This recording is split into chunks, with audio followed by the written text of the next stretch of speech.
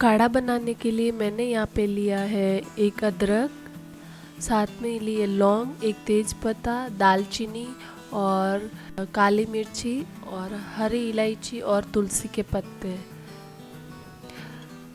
अभी हम इसमें लौंग डाल लेंगे, साथ में ही दालचीनी और काली मिर्ची, फिर हरी इलायची डाल लें। अभी हमें इनको क्रश करना है, ज़्यादा क्रश ना करें।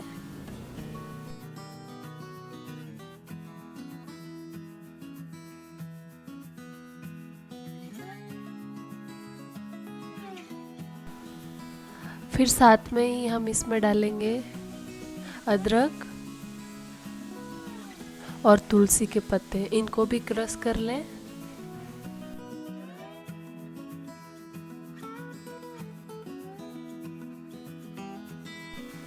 ये देखिए हो गया क्रश।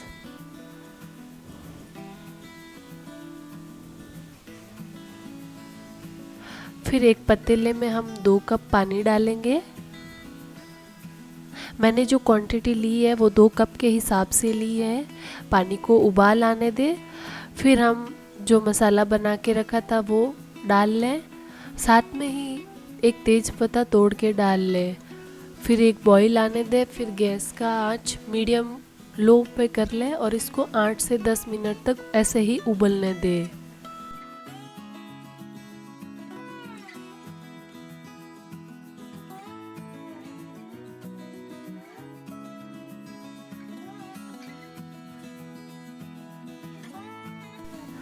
दस मिनट हो गए हैं और अभी इसको हम छान लेंगे, तो इसको गरम गरम ही छाने।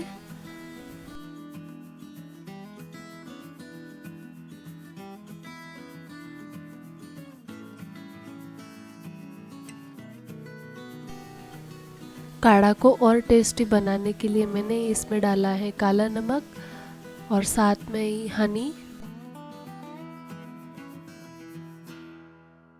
फिर इसमें नींबू का रस मिला ले अच्छे से।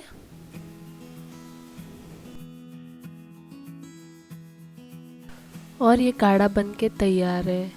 ये रेसिपी अगर आपको पसंद आई हो तो इसको लाइक ज़रूर करिएगा। Thank you for watching.